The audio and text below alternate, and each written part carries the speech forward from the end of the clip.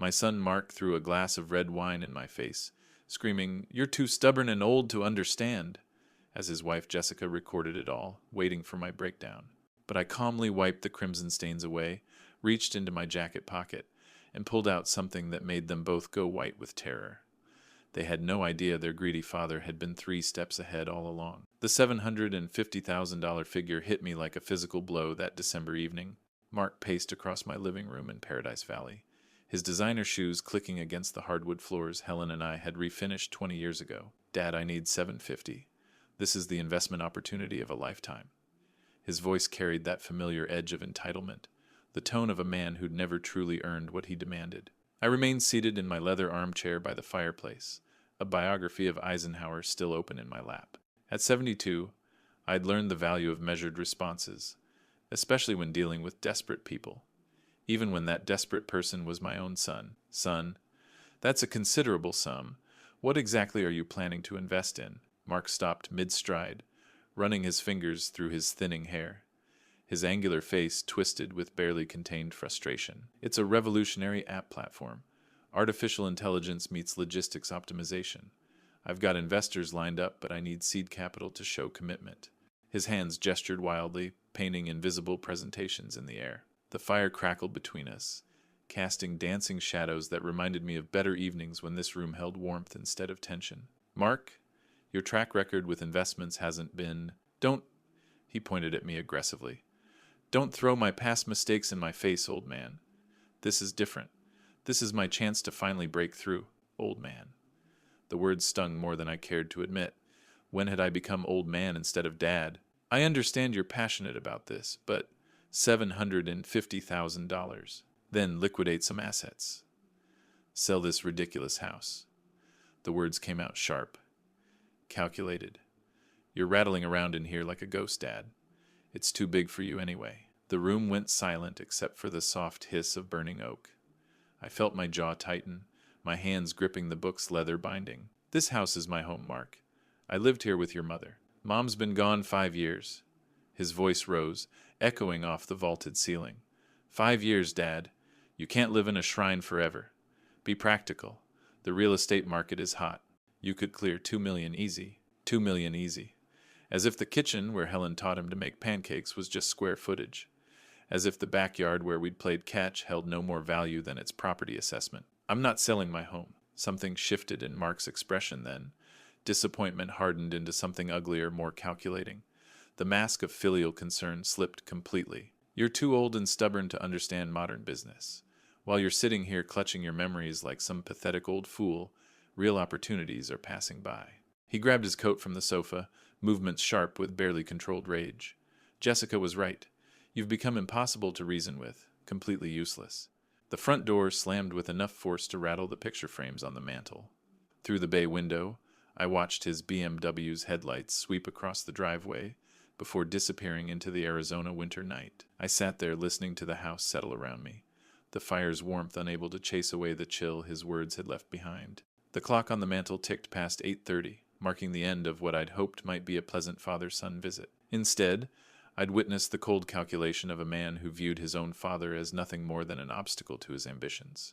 A pathetic old fool standing between him and easy money. The biography slipped further down my lap as I sank deeper into the leather armchair.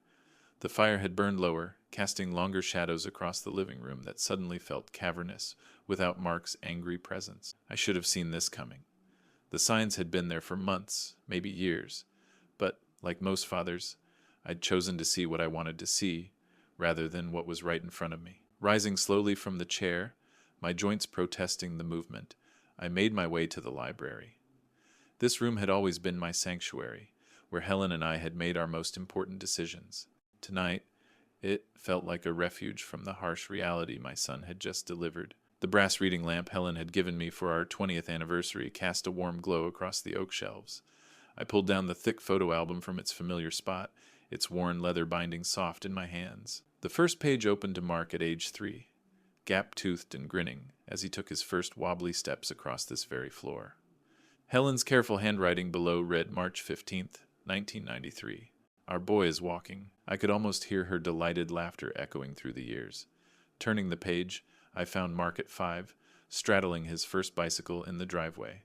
He'd been so determined to ride without training wheels, tears of frustration melting into pure joy when he finally found his balance. "Daddy, I want to be just like you when I grow up." The memory of his voice, bright with admiration, seemed to mock me now. My fingers traced another photograph. Our fishing trip to Lake Roosevelt when he was 12. He'd caught his first bass that day, holding it up with such pride while I beamed behind him. We'd talked for hours on that boat about dreams, about the future, about working together someday. When had those conversations stopped? When had my son's visits become nothing more than financial negotiations? I flipped through the pages, watching Mark grow from an eager child into the calculating man who just stormed out of my house. The wedding photos near the back showed him handsome in his tuxedo, Jessica radiant beside him in white silk. Even then, something about her smile had seemed too practiced, too perfect. Helen had been optimistic, whispering during the reception that Jessica would help Mark focus on what mattered. She'd been right about the focus, wrong about what would matter to him. The recent pages told a different story. Fewer family gatherings, shorter visits, conversations that revolved around investment opportunities and market trends rather than life and love. I'd become a resource to be managed rather than a father to be cherished. When exactly had Dad become old man? When had my home become just real estate to be liquidated? I closed the album carefully, holding it against my chest like a shield against the truth. Outside, Arizona's winter wind rattled the windows, and I realized how truly alone I was in this house that Mark saw as nothing more than $2 million in easy money. The clock on the mantel chimed 10:30. Somewhere across town, Mark was probably already planning his next approach, discussing strategies with Jessica to convince the stubborn old fool to see reason. The phone rang, cutting through the silence like a blade. Mark's name appeared on the caller ID, and I stared at it for 3 long rings before deciding to answer. "Hello, son, Dad." Mark's voice carried none of tonight's anger, replaced instead by the careful charm he'd perfected in recent years. "I've been thinking about what happened earlier. I was out of line calling you those names. I'm sorry." I remained silent, letting him fill the space. In my years building Parker Construction, I'd learned that desperate people reveal more when you give them room to talk. Jessica and I have been talking since I got home, and we realize we approached this all wrong. We're genuinely worried about you, Dad. Living alone in that big house, no family nearby if something happens. Worried about me. There was that carefully chosen phrase, the same language salesmen used when they wanted to appear helpful while closing a deal. "I appreciate your concern, Mark. We'd like to take you to dinner this Saturday. The Capitol Grill, your favorite. We need to have a real conversation about your future. About options that might make your life easier." Options. Such a diplomatic word, pregnant with implications he wasn't ready to reveal yet. What kind of options? "Just dinner first, Dad. Let's start there. Saturday night, 7 o'clock? All right, Mark. I'll see you Saturday." After hanging up, I sat in the library's darkness, studying my reflection in the window. Something in Mark's tone had shifted too quickly from rage to reconciliation. This felt calculated, rehearsed. Perhaps it was time my son learned that his father hadn't built a construction empire by being anyone's fool. I walked to the oak secretary desk, pulling open the bottom drawer where I kept important correspondence. Hidden beneath business documents was a manila envelope I'd placed there months ago, after first noticing changes in Mark's attitude. Inside were papers I'd hoped never to use, documents that could serve as both shield and sword if this family conflict escalated. Tuesday morning brought pale Arizona sunlight through the kitchen windows. As I measured coffee grounds, my mind worked through possibilities. 5 days until Saturday. 5 days to prepare my own strategy. Mark and Jessica had clearly regrouped after tonight's failed approach. Now they would try subtlety, manipulation, emotional pressure. But they'd made one crucial error. They assumed I was the helpless old man they wanted me to be. Over morning coffee, I made a mental list of people to contact, precautions to take, evidence to gather. I opened my address book to Lisa Chen, elder law attorney. If this week unfolded as I suspected, I would need professional guidance. Some fathers raise their children with gentle guidance. Others, when forced to defend themselves, must teach harder lessons about respect, dignity, and the consequences of betraying family trust. My son's real education was about to begin. The attack began on Tuesday morning with a phone call from my neighbor, Tom Rodriguez. "William, I hope you don't mind me asking, but are you feeling all right lately? Several people in the neighborhood have mentioned they're concerned about you." Concerned. That word again, spreading like wildfire through Paradise Valley's carefully manicured streets. I feel wonderful, Tom, sharp as ever.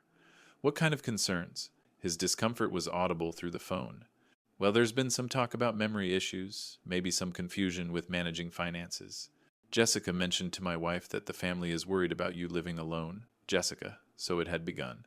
The systematic campaign to paint me as a declining old man who couldn't manage his own affairs. 3 more calls followed the same pattern. Different neighbors, identical worries, all traced back to conversations with Jessica. Each caller had been approached separately, fed specific stories about my deteriorating condition. By Wednesday afternoon, I understood the scope of their strategy. Systematic, coordinated, designed to create a paper trail of community concern that could support legal intervention. I opened my laptop and searched for Jessica's social media accounts. What I found was a masterpiece of manipulation. Facebook posts about family challenges and difficult decisions about aging parents. Instagram stories seeking advice for when elderly relatives refuse help. Each post was carefully crafted to paint her as a devoted daughter-in-law struggling with an obstinate old man who couldn't recognize his own limitations. The comments section revealed the true genius of her approach. Dozens of responses from friends and strangers offering sympathy, sharing similar experiences, reinforcing the narrative that I was a typical elderly person in denial. So heartbreaking when they lose insight into their own condition. Have you considered guardianship proceedings? Sometimes it's the only way to protect them. Each comment built upon the others, creating a digital monument to my supposed incompetence. Jessica had crowdsourced my character assassination, turning social media into a weapon of family destruction. Thursday brought escalation on multiple fronts. The bank called about Mark's attempt to access my accounts, claiming I was suffering from dementia and needed his help as my caregiver. The attempt failed, but it revealed how far they were willing to go. That same afternoon, a social worker knocked on my door. Mr. Parker, I'm Jennifer Walsh from Arizona Department of Aging Services. We've received reports of concern about your welfare. She was younger than Jessica, professionally dressed, carrying a tablet and the air of someone accustomed to difficult home visits. The reports suggest possible cognitive decline, medication management issues, and family concerns about your safety living alone. I'm here to conduct a welfare assessment. For 2 hours, she tested everything: memory recall, problem-solving abilities, financial management skills, home safety awareness. I performed each task with the competence of a man who'd run a construction empire for 4 decades. Mr. Parker demonstrates excellent cognitive function, maintains his home appropriately, and shows clear understanding of his financial affairs. She typed into her tablet. No evidence of the reported concerns. But Jessica's social media campaign intensified in response. Her posts grew more dramatic as reality contradicted their narrative, heartbroken by today's setback. So difficult when elderly relatives manipulate professionals during evaluations. Families feel helpless when the system fails to protect vulnerable seniors. She was spinning their defeats as evidence of systemic failure, maintaining her victim narrative while escalating public pressure. By Thursday evening, I had documented 17 contacts, 6 social media posts, and 1 failed bank infiltration. They were building a case for incompetency, gathering community support for intervention. But they'd made one crucial error. They assumed I was the helpless old man they wanted me to be. 2 days until our dinner, 2 days to prepare my response. Friday morning arrived with the crisp clarity that follows careful preparation. I had spent 3 days gathering intelligence while Mark and Jessica waged their propaganda war. Now it was time to build my defense. The law offices of Chen and Associates occupied the 15th floor of a downtown Phoenix high-rise, their mahogany-paneled conference room overlooking the valley's sprawling expanse. I spread my documentation across the polished table, while attorney Lisa Chen reviewed each piece with professional precision. Elder abuse statutes are quite clear. William, she adjusted her reading glasses, examining Jessica's social media screenshots. Defamation, harassment, attempted financial exploitation. They've created an impressive case against themselves. The irony wasn't lost on me. While Mark and Jessica plotted my legal downfall, they'd been documenting their own crimes in real time. What I need from you, Lisa, is protection and consequences. Can we modify my will to reflect these new circumstances? Absolutely. Complete disinheritance is legally sound when supported by documented harassment. She opened her laptop, fingers flying across the keyboard. We'll also file restraining orders if this escalates further. 2 hours later, I signed documents that would reshape my family's future. The new will removed Mark entirely, redirecting my estate to charitable organizations that would use the wealth to help people rather than exploit them. From Chen's office, I drove directly to Dr. Williams' clinic for a comprehensive medical evaluation. If Mark and Jessica wanted to question my mental competency, I would arm myself with irrefutable professional assessments. William, you're in remarkable health for 72, Dr. Williams concluded after extensive testing. Cognitively sharp, physically robust, completely capable of independent living and financial decision-making. His written report would serve as a shield against any future competency challenges. The afternoon brought one final stop. Citizens Bank's security department had requested a meeting about Mark's attempted account access. I sat across from Security Director Patricia Moore as she reviewed the incident report. Your son claimed power of attorney and medical guardianship, Mr. Parker. When we requested documentation, he became belligerent and threatened legal action. I've never granted him any such authority, I replied, signing additional security protocols. Please flag my accounts for any future unauthorized access attempts. By evening, my counteroffensive was complete. Legal documents secured my estate from manipulation. Medical evaluations proved my competency beyond question. Bank security protected my assets from infiltration. I returned home as the Arizona sun painted the desert mountains in shades of gold and crimson.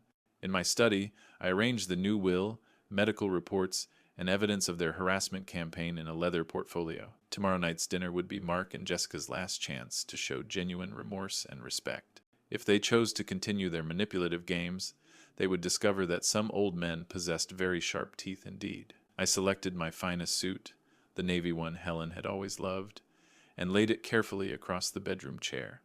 The burgundy tie that suggested prosperity without ostentation hung beside it. In the mirror, I saw not the helpless victim they expected, but a businessman who had built an empire through strategic thinking and decisive action. They wanted to treat me like a helpless old fool? Tomorrow night, they would learn the difference between age and weakness, between kindness and stupidity. The real war was about to begin. Saturday evening's Arizona air carried the desert's lingering warmth as my taxi pulled up to the Capitol Grill.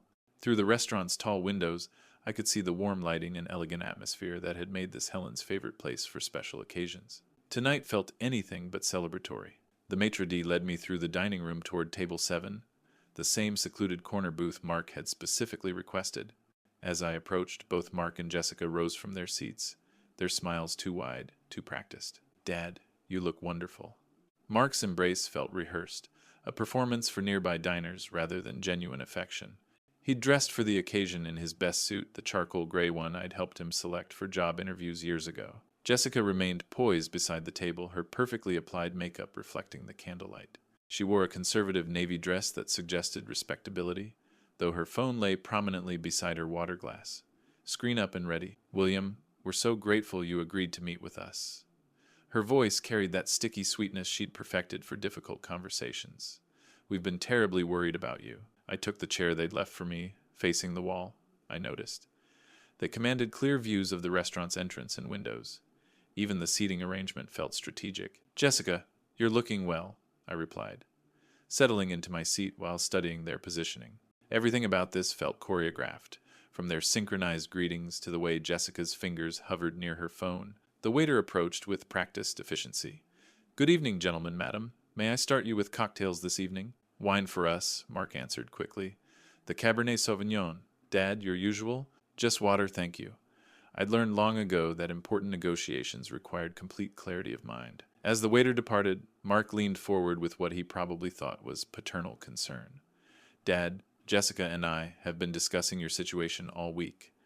We're genuinely concerned about you living alone in that big house. There was that word again. Concerned. The foundation upon which they'd built their entire propaganda campaign. We've been hearing troubling things from the neighbors, Jessica added, her voice dripping with false sympathy. Memory issues, confusion about finances. It's heartbreaking to watch someone we love struggle like this. I remained silent, letting them reveal their strategy. The waiter returned with their wine and my water, providing a brief intermission in their carefully rehearsed performance. Mark lifted his glass, swirling the dark liquid. The truth is, Dad, we think it's time to consider some lifestyle changes for your own safety and well-being. What kind of changes? I asked, though I already knew the answer. Jessica reached into her purse and withdrew a glossy brochure, sliding it across the white tablecloth toward me. Sunset Haven. It's a beautiful assisted living facility right here in Phoenix. Private apartments, medical staff on site, activities and social programs. Sunset Haven. So there it was. The nursing home solution they'd been building toward all week. I picked up the brochure, studying the photographs of smiling elderly residents engaged in craft activities and group exercises. The marketing copy promised dignified care in a supportive environment for seniors who could no longer manage independent living. We've already spoken with their admissions coordinator, Mark continued, his voice gaining confidence as he mistook my silence for consideration. They have an opening available immediately. You could move in as early as next week. Next week? They'd planned this down to the smallest detail, probably spent hours rehearsing their presentation, anticipating my objections. The best part is, selling the house will provide more than enough to cover the costs. Jessica added helpfully. You'll have excellent care for the rest of your life, and we can handle all the difficult decisions about property management and investments. Handle all the difficult decisions. Translation. Control my money while I lived out my remaining years warehoused with other inconvenient elderly relatives. I closed the brochure carefully, placing it beside my untouched water glass. This is quite a comprehensive plan you've developed, I said quietly, placing the Sunset Haven brochure back on the table. Mark's face lit up with premature triumph. We knew you'd see reason once you understood how much thought we'd put into this. Oh, I understand perfectly. I reached into my jacket's inner pocket, feeling the crisp edges of documents that represented a week of careful preparation. I understand that you've spent the past 5 days spreading lies about my mental capacity throughout Paradise Valley. Jessica's smile faltered. William, we were simply expressing legitimate concerns. Legitimate concerns? I withdrew the first document, placing it between us. Like telling Tom Rodriguez that I have memory issues? Or posting on Facebook about my supposed inability to manage finances? The color drained from Jessica's face as she recognized her own social media screenshots, printed and annotated with legal precision. Mark's confidence cracked. Dad, we were trying to help. You're clearly not thinking straight if you're taking normal family concern as some kind of attack. Normal family concern doesn't involve attempting to access my bank accounts under false pretenses. I placed the bank security report on the table. Citizens Bank has a detailed record of your fraudulent visit, Mark. That's not what happened, Mark sputtered, his face flushing red. I was trying to help because you're obviously not capable anymore. Not capable? I leaned back, studying my son's desperate expression. According to Dr. Williams's medical evaluation, completed yesterday, I demonstrate excellent cognitive function and complete capacity for independent living. The medical report joined the growing pile of evidence. According to the social worker who visited Thursday, I maintain my home appropriately. According to my attorney, your harassment campaign constitutes elder abuse under Arizona state law. The restaurant's ambient noise faded as nearby diners sensed the tension.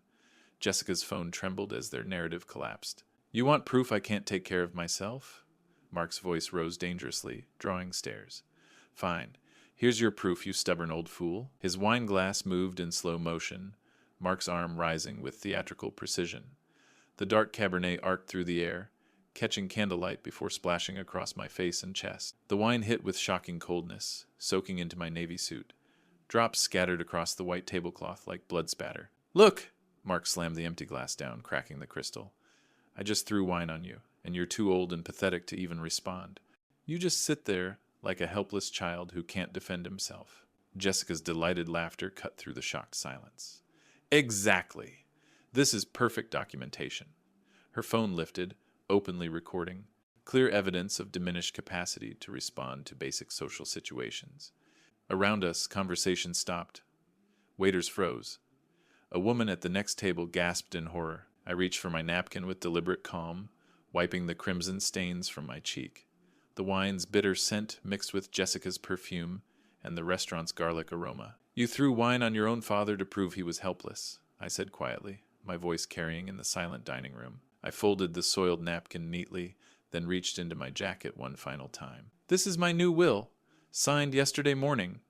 The document landed on the table with quiet authority. You are no longer mentioned in it, Mark. Not $1 of my estate will ever reach you. Mark's smugness evaporated instantly, his eyes fixed on the will with desperate intensity. Dad, what are you doing? We can work this out. Too late. I stood slowly, feeling every eye in the Capitol grill upon me. You chose your path when you decided I was nothing more than an obstacle to your inheritance. I gathered my evidence documents, leaving only the will on the wine-stained tablecloth. My estate will go to the Phoenix Children's Education Foundation, the Elder Care Advocacy Group, organizations that help people rather than exploit them. Mark's hands scrambled toward the will like a drowning man. This isn't legal. You're not competent. Using what evidence? These medical evaluations confirming my competency? These professional assessments? Or the documentation of your systematic harassment? I straightened my stained tie with quiet dignity. Goodbye, Mark. Goodbye, Jessica. The maitre d' stepped aside as I walked toward the exit, my stride steady despite the evening's revelations. Behind me, Jessica's hysterical whispers mixed with Mark's frantic calculations. The Phoenix night air felt clean against my face as I stepped onto the sidewalk, leaving behind not just a restaurant, but a relationship that had died when my son chose greed over love. 3 months later, I sat in the children's section of the Phoenix Public Library, surrounded by a circle of eager young faces as I turned the pages of Where the Wild Things Are. June sunshine streamed through tall windows, warming the reading corner where I'd become a regular volunteer. "Mr. Parker, will you read us another story?" asked Emma, a 6-year-old with pigtails and gap-toothed enthusiasm that reminded me of Mark at that age, before life taught him that love could be measured in dollars. "Of course, sweetheart. Which one would you like?" The children's excitement was infectious, their genuine affection a balm for wounds I hadn't realized needed healing.